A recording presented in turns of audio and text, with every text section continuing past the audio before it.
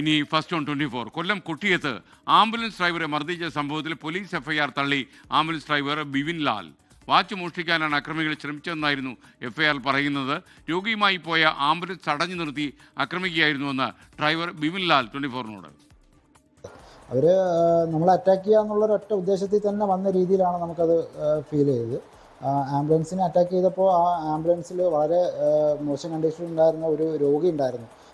ആ രോഗിയെ പോലും അവർ കണക്കാക്കാതെ ആ വണ്ടിയിലുണ്ടായിരുന്ന ബൈസ്റ്റാൻഡേഴ്സായിട്ട് ഉണ്ടായിരുന്ന ഒരു 3 പേരുണ്ടായിരുന്നു. അവരുടെ ജീവൻ ഒക്കെ ഇത് മൊത്തത്തിൽ വളരെ മോശമായ ഒരു ഇടപാടാണ് കാണിച്ചത്. അതെ, ആംബുലൻസിന് നാശനഷ്ടമുണ്ട്. ആംബുലൻസിൻ്റെ മിറർ കാര്യങ്ങളൊക്കെ പോയിട്ടുണ്ട്. അതിൻ്റെ സീറ്റൊക്കെ ഒരു ആ അക്രമത്തിനിടയിൽ സീറ്റും കാര്യങ്ങളും എല്ലാം പോയിട്ടുണ്ട്. അങ്ങനെ കുറച്ചേറെ പ്രശ്നങ്ങൾ ആംബുലൻസിനും പറ്റിയിട്ടുണ്ട്. അരുൺരാജ് വിവരങ്ങളുമായി കൊല്ലത്തുനിന്ന് ശരിയാണ്. Arunraj, good morning. വിശദാംശങ്ങൾ. എസ്കേൻ, ഗുഡ് മോർണിംഗ്. നമ്മുടെ കേരള പോലീസിന് എന്ത് സംഭവിക്കുന്നു എന്ന കാര്യത്തിൽ ഒരു വ്യക്തതയില്ലാതെ പോവുകയാണ് എസ്കേൻ. കാരണം കഴിഞ്ഞ 2 ദിവസം മുമ്പാണ് രാത്രിയിൽ അതീവ ഗുരുതരാവസ്ഥയിലുള്ള രോഗിയുമായി ഈ പത്തനാപുരത്ത് നിന്ന് കൊട്ടിയത്തേക്ക് ഈ ആംബുലൻസ് എത്തുന്നത്. ഈ രോഗിയടക്കം ഈ ആംബുലൻസിലുള്ളപ്പോഴാണ് മദ്യപിച്ചെത്തിയ 3 അംഗ സംഘം ഈ ആംബുലൻസ് തടഞ്ഞു നിർത്തി. അത് ഓവർടേക്ക് ചെയ്തു.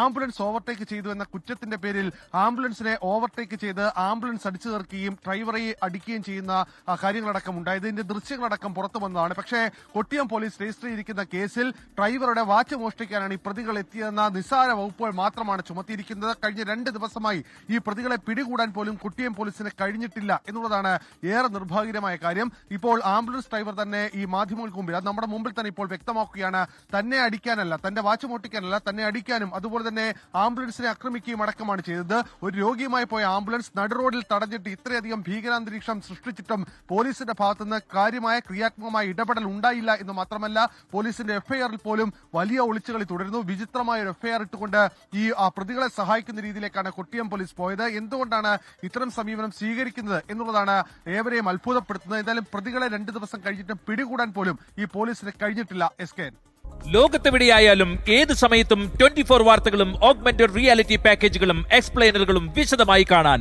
ഞങ്ങളുടെ യൂട്യൂബ് ചാനൽ നിങ്ങൾക്ക് സബ്സ്ക്രൈബ് ചെയ്യാം.